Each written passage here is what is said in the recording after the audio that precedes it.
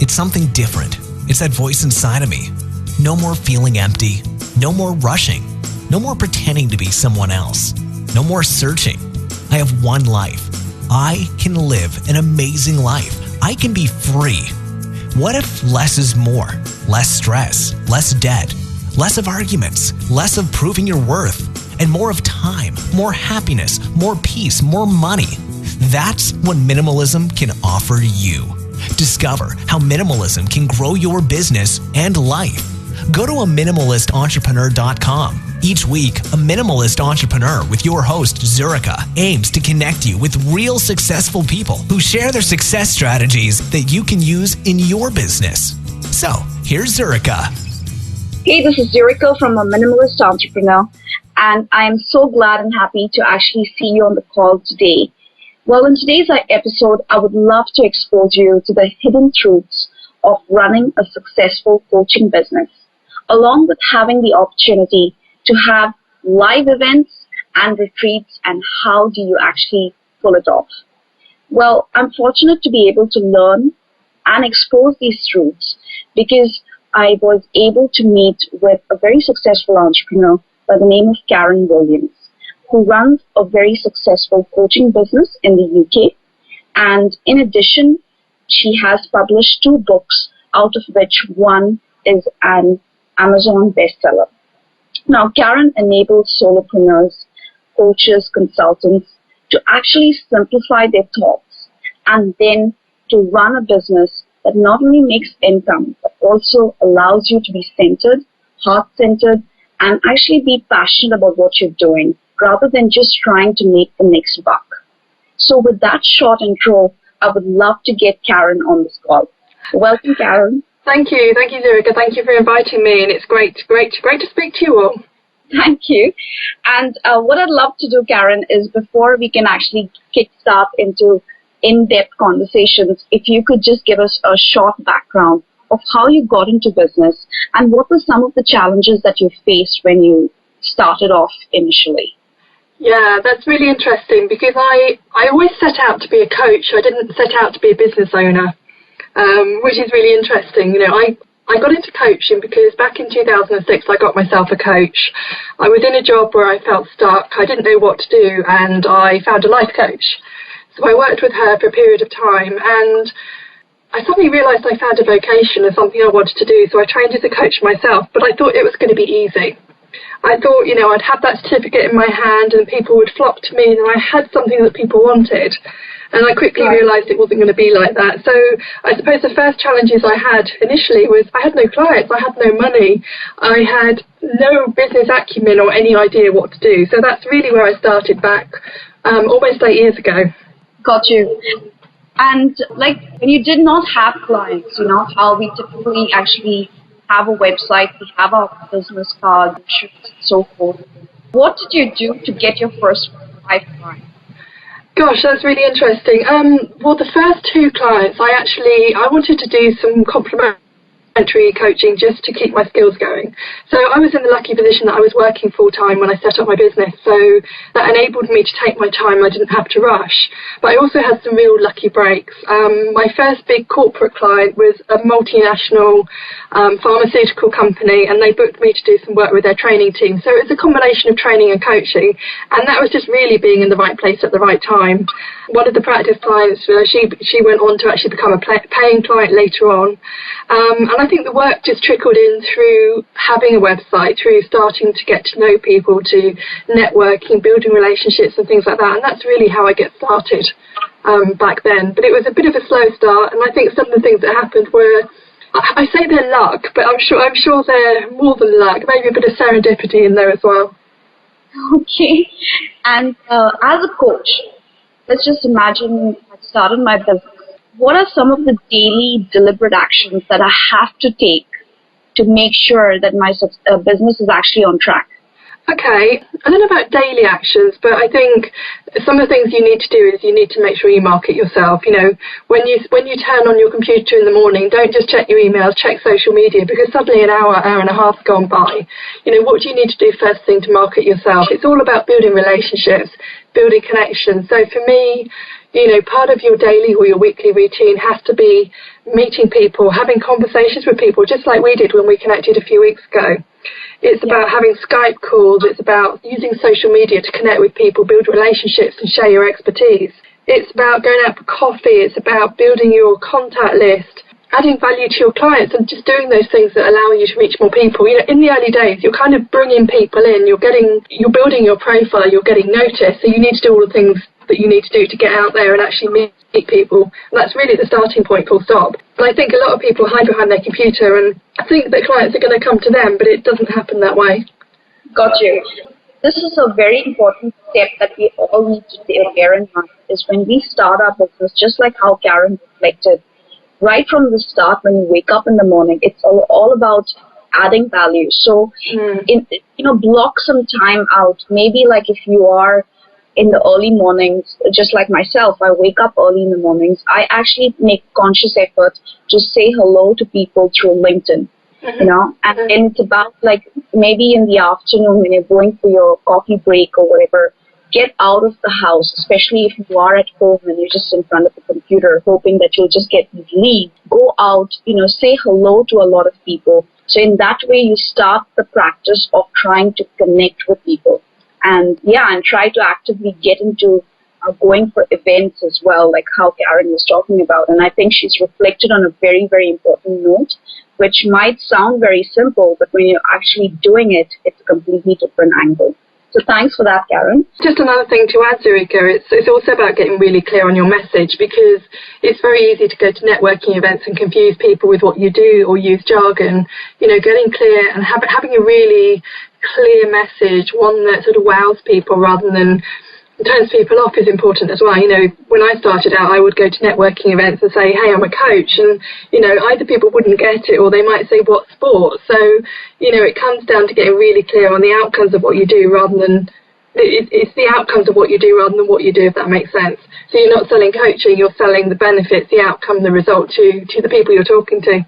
Right, because sometimes I feel I have done this mistake as well, where we say like the industry accent or the jargon, and people don't really understand it. How do you break it down to make it sound wow, but at the same time allow a person to understand what it is? Like, is there a specific strategy that you use, or how do you go about it? Yeah, there's various strategies, and when I work with clients, I follow my 7-step success process, which I've documented in my book, How to Stand Out in Your Business, which is the second one. Right. And the steps that I would advise people to follow is to get really clear on your niche. Who do you want to work with? Why do you want to work with them? But it's not just about knowing your niche. It's about getting really clear on who your ideal clients are, their problems, and how you can help them. And once you've done that, it makes it easier to get clear on your message, because if you've identified that you're working with a 30-year-old woman who's an executive in a manufacturing company, you can start to identify some of the things that might stop her, that might get her stuck, or that she might have challenges with, and you can start to get really clear on what you do for that person. And then once you've got clear on that, it makes it so much easier to A, do your website, B, do your elevator pitch or your perfect pitch when you go to networking, but also it allows you to, share the things that are going to attract this person on social media as well. So that's really kind of the steps that I follow. And also you know how to market yourself to people and whether networking is the right thing to do.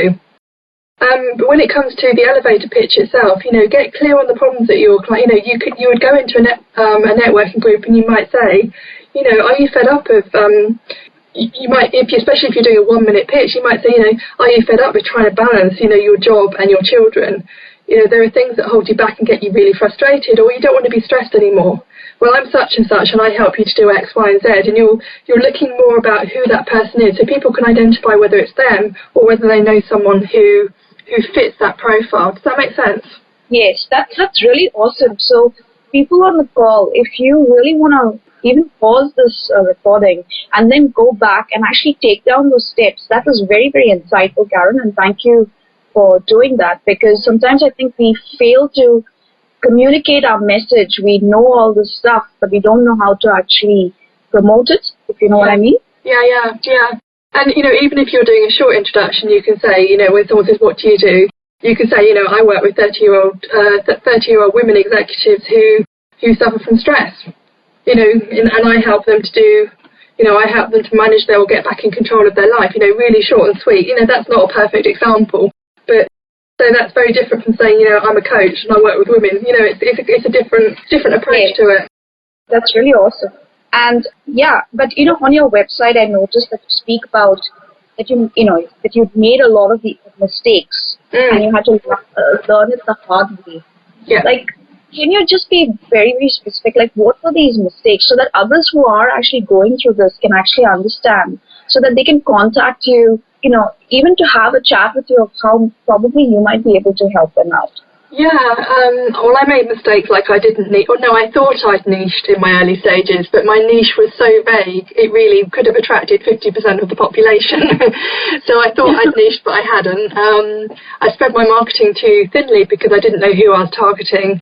I wasted money on advertising because not only actually advertising, but getting the message wrong with the advertising because I didn't have a clue what to do. What else did I do? I've made so many. I'm quite candid with my clients, and I still make mistakes, but you learn from it and you learn what works and what doesn't work. And it's, for me, it's just about every time I do something, there's a process, and it's normally a process I've followed before, so that helps to make it work the next time. So, for example, I'm running a series of webinars over the summer. But because I've done it before, it makes it easier to do it again because there's a process to follow. There's a lead page, a squeeze page that I'll create, and then there are the next steps for people. And it makes it so much easier to put it together when you've done it successfully before. Yes. But I'd hate to mention all the mistakes I've made if I could think of them. I've got my elevator pitch bad. I've done all sorts of things. And Karen, when you do these webinars and so forth, like, do you have someone who's actually helping you out, or do you go for different courses to upskill yourself from an IT perspective? Like, what would be the stuff that you would do by yourself? Well, I'm quite technologically savvy, so I'm quite happy to do things online myself. And if I'm writing marketing copy, like I've been doing this afternoon, I can do that myself because I can move things around. I've got a brilliant piece of kit that I bought into Squeeze Page Toolkit, brilliant. It's run by a guy I know locally, but it allows me to create web pages really simply by myself. But I do have a VA who's brilliant, who does a lot of stuff for me. I've got a web designer who does most of the normal stuff for my website. I've got, someone who does my books, accounts and things like that. Right. I possibly do too much myself, but, I quite like fiddling around, and, when I know how to do it, it makes it easier to outsource to somebody else. But I think, one of the secrets has to be outsourcing things. You can't do it all yourself. Really, you can't do it yourself. And I think a lot of people come into business because they want to do a particular profession. And then when you've got to learn, the website, the webinars and things like that, it becomes too overwhelming. So, get other people to help you. And the other thing I've done is, I've had coaches and mentors ever since I set up my business. So they taught me a lot of the shortcuts that now I teach to my clients. Got you. And, just let's imagine that someone who's listening on this call is actually or is birthing inside of them that they want to be a coach or they want to be a consultant, but they want to do it from a self-employment perspective rather than having to go into a consulting firm and work for them. So when they're starting out in business, right, what would be a simple plan that they could follow from day one to, say, getting their first dollar in their business? Probably the similar things I said, already, getting really clear on your message, going out, meeting people, getting a coach really from day one. That was one of the secrets to my success because instead of getting it wrong, I was getting it right. Yes, I still made a few mistakes, especially before I got a coach, but I had that structure, I had that plan to keep me going. You need to get clear on your vision, you need to get clear on what's important, but also why it's important to you. I think a lot of people get caught up with the what, but not the why. The thing that keeps you going, that makes you get up early because you're excited about doing something, that, ties you to your computer for a few hours because you're really excited about creating something new. So I think that's important as well. Yeah, I think I really don't know what else other advice to do apart from just do it. And I suppose one biggie is imperfect action is better than no action at all. It doesn't matter if you get things wrong. You've got to, as long as you do something to get off the starting blocks. Yeah, and I did notice on your website that you do organize a lot of live events. Yeah. Like, how did you go about when your first event, or even now when you're trying to actually organize events by yourself? How do you go about actually filling those seats to make sure that you have the right clients who are paying for that event? Do they pay for it, or is it free and then you try to get them into coaching? Gosh, it's a big question there. I'm going to take a step back, Zurika. One of the things that a conscious decision I made, as you've already mentioned, is to write a couple of books. And writing books has certainly allowed me to stand out in my business. And as well as that, I've developed a community of people who are interested in what I'm doing. I've got a free download on my website, selfdiscoverycoaching.co.uk, which enables me to build a list of people across the world who are interested in what I'm doing. Now, obviously, not all of those are local. Not all of these will attend a live event. When it comes to a live event, it's probably a couple of main things I do. One is I promote it to my community. So I promote it through my list on Aweber. I promote it through social media. I might get some joint venture partners as well, so other people who are doing something similar to me but not conflicting, so that I might promote some of the things they're doing, they might promote some of the things I'm doing. My events are paid for, but I've also got a membership club. So the recent event that I've just run, the Starbiz conference, people who are part of the Business Wow Factor, the membership club I run, did get a ticket for the Saturday for free as part of their membership. So for me, it's all about paid-for events, but adding a huge amount of value. And of course, I may be promoting something at those events, but for me, that's about helping them to take that next step, on their journey. Does that answer your question fully? There's a lot of parts to that. That answers my question. And I'll just break it down for someone who's just starting out in business and wants to organize their first live event. Karen spoke about is the first thing you do is that make sure that you're already building a database of leads, and you won't add value to these leads, so you are going to be sending them either an email inviting them to come to that event. The second point that Karen spoke about was actually to constantly look for joint venture partnerships. Now, initially when you're first starting out, probably you might not have a lot of joint venture partnerships, but if you create the habit to keep networking with the right people by identifying your niche, over time, it's compounding. You are going to meet people who are going to know about you. And the third thing that Karen spoke about is actually if you're going to run a small amount of advertising, if you know who your market is, what your message is, what you're trying to actually achieve, then probably when you're creating that event, you can go out to the wider audience and say, this is what I want to do, this is why I'm doing it. So don't actually stop yourself because you don't have a live event which is having 500 or 100 or 50 people in that event. Even if you start off with 5, it's better to start with something than not to start it at all. Would that be correct, Karen? I couldn't have put it better myself. And my first event, I think I had about 5 or 6 people there. And, I think one of them was a really good friend of mine, but she was interested in what I was doing. She was still paying for it. But I started off really small, local community centre, local sort of healing health centre. And, that's how I started, to go to running bigger events. And my events aren't massive. But, yeah, I've come a long way since those early days. Cool.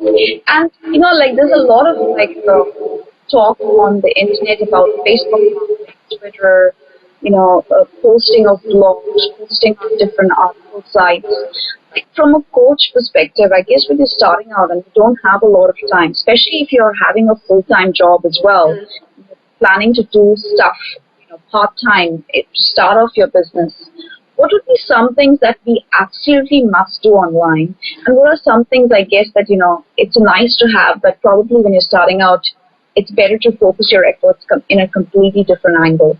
Any suggestions? Yeah, well, my first tip is if you create an article, you've got to, as we've already talked about, starting by creating a list is really important, and then communicating with that list of people who are interested in what you're doing is really important. But a really big tip that I'm going to share, which I think will make the difference to a lot of people, is if you write an article, multi-purpose it.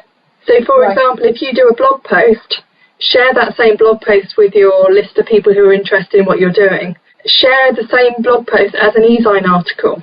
When you create that blog post, write maybe 5 to 10 tweets about it that you can schedule over a period of time. So that article isn't live just for that week. You know, you can keep sharing it time and time and time again. You can use the tips from that blog post if, say, for example, you got some press. You know, you had a radio station or a newspaper wanting to interview you. Every bit of material you create is going to be incredibly valuable to you. Don't just create it and forget about it. Do loads of things with it. That's my really big piece of advice, which I think is going to save, something that changed my business when I realised it, because it can take a while to write a blog post, but you can repurpose it in so many different ways. You could do a video blog with the same topic, on the same content as well. Awesome. That's a really good tip, actually, because I have done this mistake and I'm going to learn from this, because it's always, I try to create content, but I forget about all the stuff that I've already created rather than actually repurposing that content. And, I do this actively on LinkedIn. And, I'll actually use this tip for my own self as well. So that's awesome. Fantastic. But, yeah. And I think finally, any key pointers that you feel, if you place yourself as the person who was just starting out in business, that you could give to the wider community who are on this call with the hope that they are going to start their business, they're going to make these millions of dollars. What would be some of the things that you would have done better in your own business when you first started out? Any feedback or advice that you would have for the community? I don't know about doing things differently, but when I started out in November 2006, I had a full-time job, and I was really lucky. I had a brilliant manager who supported me when I wanted to make the transition to working for myself. So I was lucky to be able to go part-time, and I gave up my job completely 4 years ago, and I was working 1 day a week, I think, prior to that point anyway. So you can do it. It's just about managing your time effectively when you are doing it. You're talking about sort of creating a sort of £1 million business. I think for a lot of my clients, it's about getting off the starting blocks. They don't care about the 6-figure, 7-figure business, but they just want to get started. So don't get overwhelmed by thinking, you've got to create this, this big enterprise, because that's not important for everybody. It's really about, getting clear on what you want to create for yourself and actually taking baby steps every day to create it. Now, you could have said with me that if I'd given up my job earlier, I would have moved forward quicker. And that may have been the point, but I would have also put myself under a huge amount of stress to do that.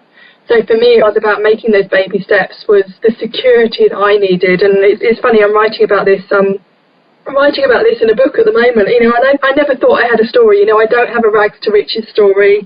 I don't have an amazing story. But what I went through when I set up my business is interesting. It's interesting what I went through from a mindset point of view, which is key, through to some of the mistakes I made and through to some of the successes I had as well. So going off at a bit of a tangent then, but just take those baby steps, and occasionally you'll be taking big leaps as well, and just go for it and just do what you love. Awesome. And now for the people on the call who are actually listening to this, you might be just, I guess, in some ways frustrated, or you might be totally overwhelmed with what's happening in your life, and I totally understand that position that you might be in.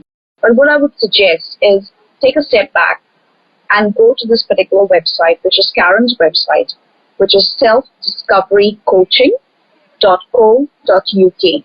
And the reason I ask you to go to that particular link is because, firstly, just go and see how she presents herself, how she speaks about her own self, how she's given a free, I think it's a video series on her website. It's an e-course.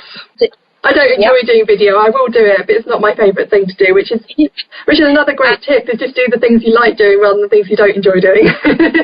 Exactly. And it's a good course. Go for it, which is 30 ways to stand out in your business in 30 minutes. And the reason I say go for that e-course is because you will actually get to know Karen, like from a business perspective, I guess.